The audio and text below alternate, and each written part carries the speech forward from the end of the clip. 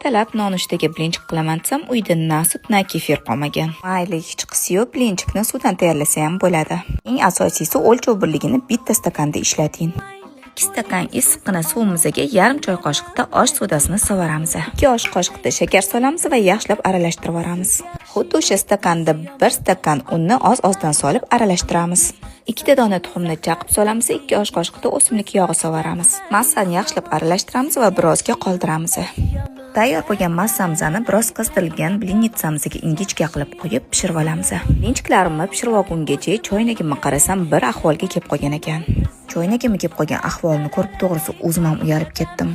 Yaxshiyamki menda bavi bor. Choynagimning ichiga bavi solib ustidan qaynoqqina suv quydim. Hech qancha poylamasdan choynagimni chayib tashladim. Natijasini o'zingiz ko'rib turibsiz.